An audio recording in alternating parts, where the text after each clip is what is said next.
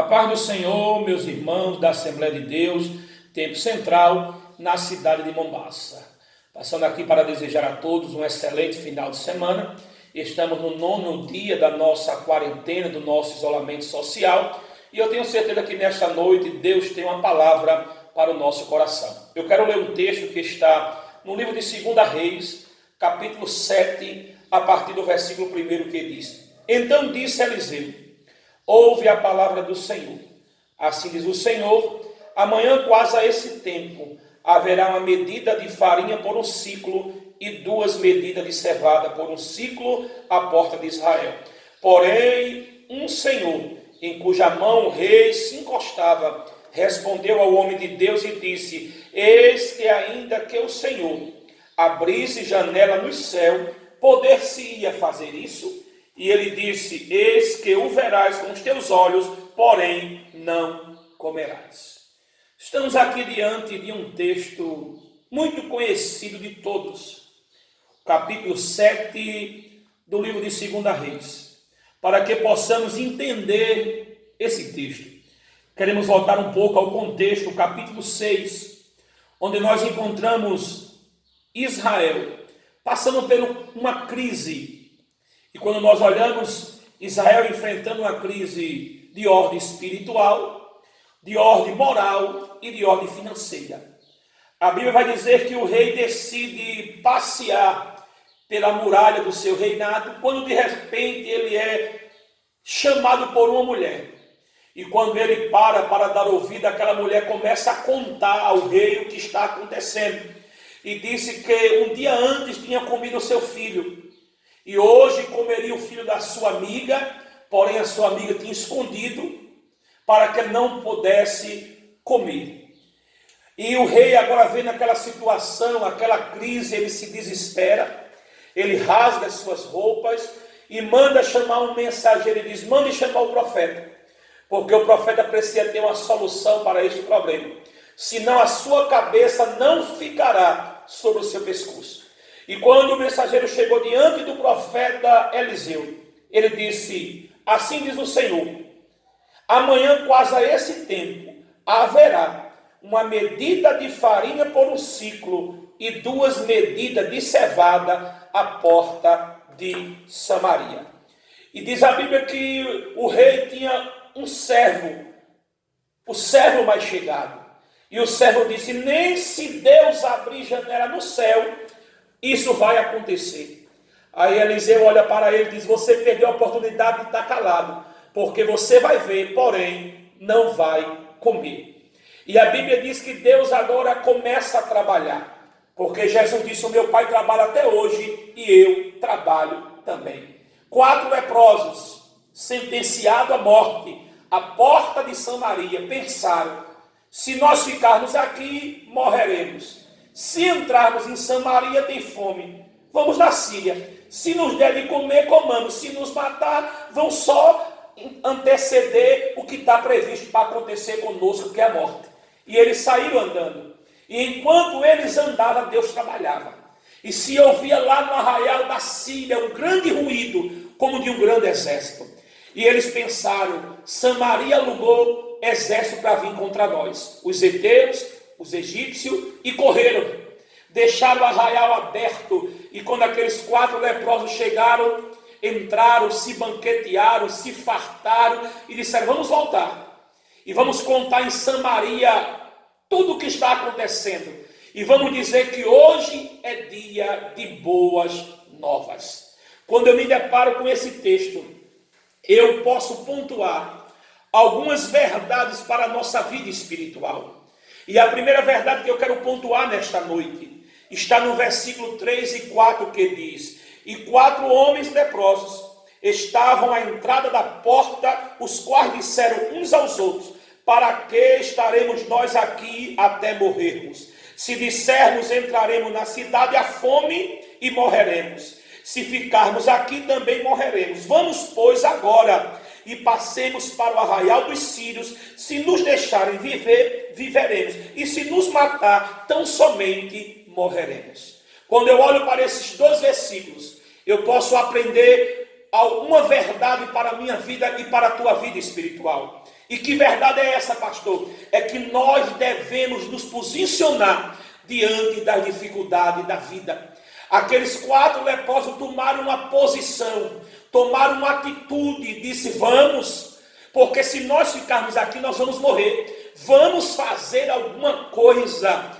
E hoje eu te convido para fazer alguma coisa, para tomar uma atitude, para ter um posicionamento como igreja, como servo do Senhor, como homem de Deus, como mulher de Deus. Se levante, saia dessa inércia espiritual, glória ao nome do Senhor. E quando eu falo em tomar uma atitude, quando eu falo em ter um posicionamento, o texto que grita no meu coração é o texto de Marcos capítulo 10, que fala do cego Bartimeu, um homem que tinha uma deficiência visual, um homem que precisava de uma capa, de um alvará para esmolar. Quando de repente na sua vida corriqueira, no dia a dia, ele vê que Jericó sai da normalidade, uma zoada diferente chama-lhe a atenção, e ele pergunta: o que é que está acontecendo? Alguém diz: Jesus de Nazaré vai passando. Naquele momento Bartimeu se posiciona, ele toma uma atitude de gritar por misericórdia para Jesus de Nazaré. E ele começa a gritar: Jesus, filho de Davi, tem misericórdia de mim. Jesus, filho de Davi, tem compaixão de mim. E de repente a multidão diz: ei, cego, cala-te, deixa de zoada, deixa de barulho. Mas a Bíblia diz que mais veementemente aquele homem gritava: Jesus, filho de Davi, tem misericórdia de mim. E naquele momento Jesus para e diz: manda chamar o cego que está se posicionando. Manda chamar o cego que tomou a atitude de gritar por o meu nome. E disse: me declara o que é que você quer, cego. E o cego disse: eu quero ver. Ele disse: veja, porque a tua atitude, o teu posicionamento te curou. E naquele momento ele viu e saiu glorificando ao nome de Jesus de Nazaré.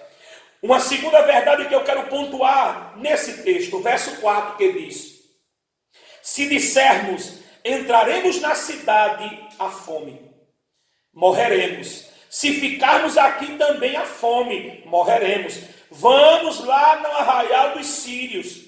Se nos matar, morramos. Se nos deixar viver, viveremos.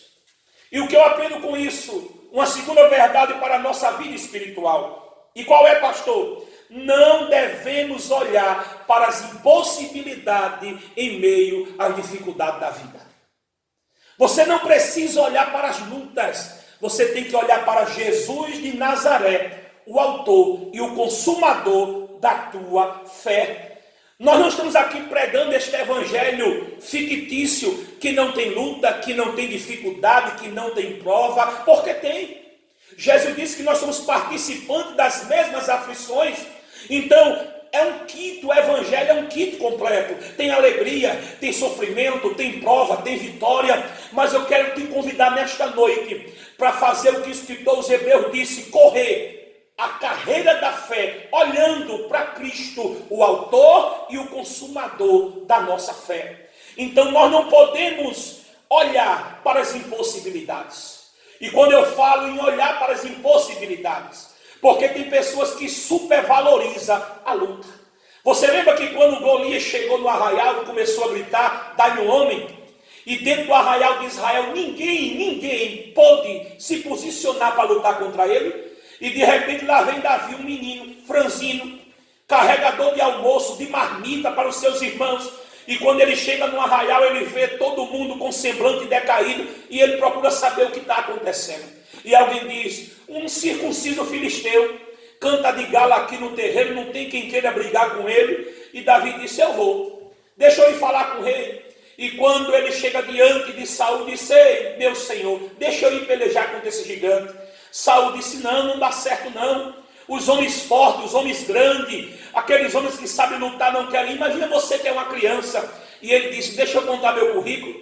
Eu era pastor da ovelha do papai. Veio um leão e Deus me deu graça, e eu matei o leão no meio. Veio um urso e Deus me deu graça, e eu matei o urso também. Aí Saul olhou e disse: não tem quem queira, vai tu mesmo. E quando ele chega diante de Golias, quando olha para Davi, começa a sorrir. E disse: porventura não tem homem lá em Israel para mandar um menino com um pedaço de pau, com pedra. Eu vou a ti com lança, com escudo, com espada. Eu vou te matar, vou dar a tua carne às bestas feras do campo.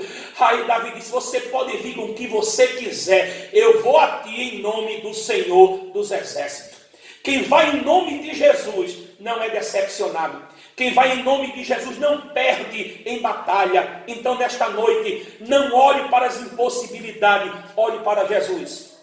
A terceira verdade que eu quero pontuar nesse texto está no versículo de número 2, que diz, porém um homem em cuja mão o rei se encostava respondeu ao homem de Deus e disse, nem se Deus abrir janela no céu, isso acontecerá. Porém Eliseu disse, verás com teus olhos, mas não comerás. Aqui está uma terceira lição para a nossa vida espiritual.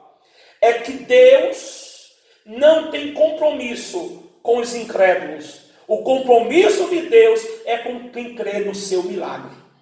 Não importa a dificuldade, continue crendo. Tem pessoas que nunca irão desfrutar de milagres, porque não crê. A Bíblia diz que aquele que se aproxime dele, creia que ele é presenteador daquele que o busca.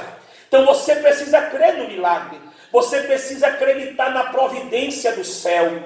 Talvez a situação seja periclitante. Talvez a situação seja infavorável. Você olhe para a sua volta e não vê uma saída. Mas entenda uma coisa, quem vai fazer não é a terra. Quem vai fazer é o céu. Glória ao nome do Senhor. Uma quarta verdade que eu quero pontuar nesta noite está no versículo 1 que diz, então disse Eliseu, ouve a palavra do Senhor. Amanhã, quase a este tempo, haverá uma medida de farinha por um ciclo e 2 medidas de cevada na porta de Israel.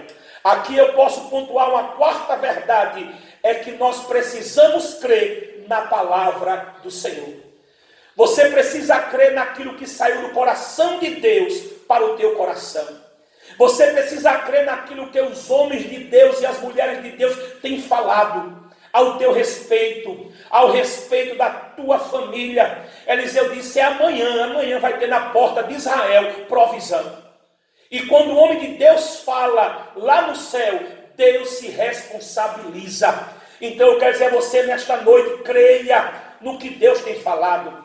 Creia na palavra do Senhor. Uma quinta verdade que eu quero pontuar nesta noite está no versículo 5 e 6 que diz, e levantaram seu crepúsculo para ir ao arraial dos sírios. E chegaram à entrada do arraial dos sírios, e eis que não havia ninguém. Porque o Senhor fizera ouvir no arraial dos sírios ruído de carro e ruído de cavalo, como o ruído de um grande exército, de maneira que disseram uns aos outros, eis que o rei de Israel alugou contra nós os reis dos Heteus e os reis dos egípcios para vir contra nós. Eu quero dizer a você nesta noite, em quinto lugar, que é Deus que age ao teu favor. Enquanto aqueles 4 leprosos andavam, Deus agia.